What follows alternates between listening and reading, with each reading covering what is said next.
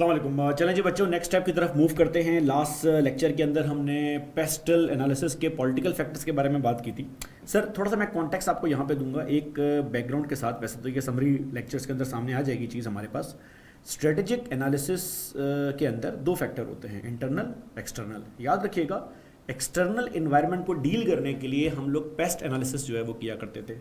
हमने last class में political factors के बारे में बात की थी और पेपर में जो केस स्टडी आएगा, हाउ टू इंटरप्रेट दैट। आज बात करेंगे इकोनॉमिक फैक्टर्स के बारे में। अच्छा, मैंने ना इसको थोड़ा सा ब्रीफ कर दिया है तीन बड़े फैक्टर्स की तरफ जहां से आपके पास पॉइंट बाहर आ सकते हैं। ये तीन इकोनॉमिक फैक्टर ऐसे हैं जिनका आपकी कंपनी के ऊपर इवेंचुअली, आपकी क्या, हर कंपनी के ऊपर, क्योंकि इन्वायरमेंटल फैक्टर्स हैं तो छोटी बड़ी हर कंपनी के ऊपर उसका रिस्पेक्टिव जो है वो एक इम्पैक्ट हो सकता है। सर एक आपका अनएम्प्लॉयमेंट रेट, एक इंटरेस्ट रेट और एक एक्सचेंज रेट। आए जरा बारी बारी सबके बारे में बात करते हैं। सर इंटरेस्ट रेट के हवाले से ना सिर्फ दो पॉसिबिलिटीज़ आपके पास हो सकती हैं। ये दो पॉसिबिलिटी अपने माइंड में रखें और बहुत सारी चीज़ें आप इसमें खुद ब खुद जो है वो फिगर आउट करना स्टार्ट करेंगे। देखें, या तो मुल्क में जहाँ भी आप ऑपरेट कर रहे हैं, जिस एनवायरनमेंट के अंदर, या तो वहाँ इंटरेस्ट रेट हाई हैं या ऑब्वियसली फिर लो हैं। हो सकता है पेपर में इतना स्ट्रेट फॉरवर्ड बात ना बोले कि हाई या लो इंटरेस्ट रेट है। वो ये बोल सकता है कि क्योंकि इकोनॉमी के अंदर इन्फ्लेशन बहुत ज़्यादा हो गई है तो गवर्नमेंट ये सोच रही है कि क्यों ना हम इंटरेस्ट रेट बढ़ा दें, या सेंट्रल बैंक ने कोई इस तरह का इंडिकेटर दिया है। अगर कोई इस तरह का इंडिकेटर दिया है तो ये पूरा सेगमेंट आपके लिए रेलेवेंट होना स्टार्ट हो जाएगा। सर हायर इंटरेस्ट रेट जब आपके मुल्क में होना स्टार्ट होगी तो उसकी क्या क्या पॉसिबिलिटीज़ हो सकती हैं। देखिए, इसमें थोड़ा कॉन्टेक्स्ट इंपॉर्टेंट है। एक ऑब्वियस ही बात है, दुनिया के बहुत सारे मुल्कों में, specially in Europe and west, consumer spending जो है वो क्रेडिट कार्ड के ऊपर डिपेंड कर रही होती है।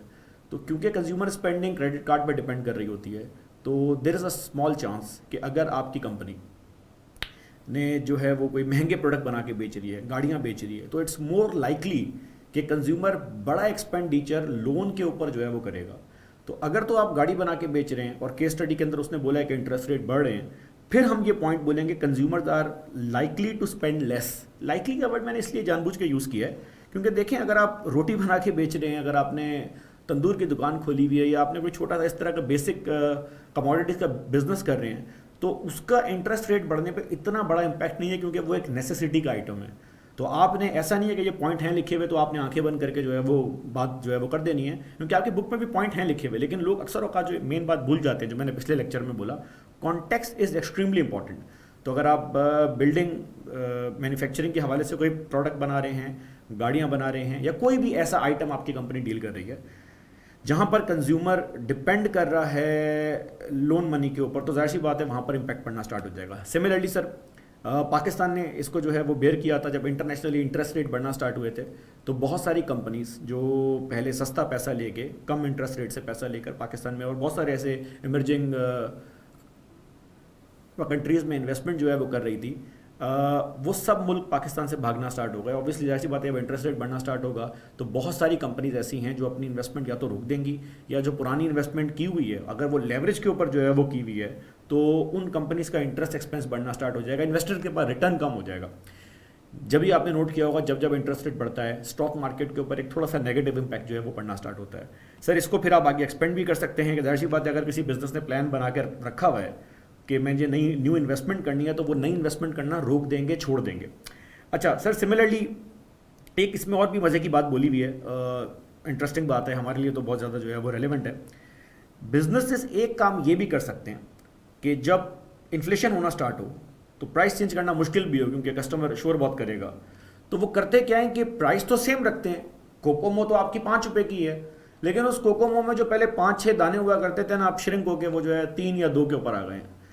ये हरकत मैंने सिर्फ कोकोमो की एग्जांपल दी है, वरना आपको हर कंज्यूमर प्रोडक्ट के अंदर ये हरकत रिसेंटली यहाँ पर आपने जो है वो ऑब्जर्व की होगी। इस कॉन्सेप्ट को हमारी ज़बान में इकोनॉमिस्ट जो है वो श्रिंकफ्लेशन बोल रहे होते हैं, याद रखिएगा। और ये वर्ड यूज़फुल है, अगर एमसीक्यू के अंदर सवाल आ जाए। श्रिंकफ्लेशन ये है कि हम प्राइस तो नहीं बढ़ा सकते, तो फिर हम एक काम ये करते हैं कि सेम प्राइस के अंदर हम साइज़ जो है वो कम करना स्टार्ट कर देते हैं। सर सिमिलरली अगर इंटरेस्ट रेट लो होंगे तो क्या होगा, लो इंटरेस्ट रेट के अंदर याद रखें कंपनीज़ के पास वैक, उनका डिस्काउंट रेट कम हो जाता है, they have more incentive to borrow more, वो मल्टीपल जगह पे जो है वो इन्वेस्टमेंट करना स्टार्ट कर देते हैं। सिमिलरली अगर आप कोई, अगेन वही बात जो मैंने आगे बोली रिवर्स कर दूंगा, अगर आप कोई महंगा आइटम बेच रहे हैं तो आपके लिए आसानी हो जाएगी कि आप जो है वो क्या कहते हैं अपने कंज्यूमर्स को जो है वो अट्रैक्ट करें, क्योंकि इंटरेस्ट रेट कम है उनके लिए भी इंकरेजमेंट ज़्यादा है कि वो जो है वो ज़्यादा से ज़्यादा जो है वो स्पेंड करें। सिमिलरली सर एक काम ये भी हो सकता है कि जनाब नई इन्वेस्टमेंट्स जो है वो होंगी, जो कंपनीज ने पहले प्लान बना के रखे हुए थे वो थोड़ा सा जो है वो अब कॉन्फिडेंस के साथ अपने प्लान्स एग्जीक्यूट करेंगे, बोरो ज़्यादा किया जाएगा। Normally lower interest rate central banks एक टूल के तौर पे यूज़ कर रहे होते हैं टू हैंडल इकोनॉमी।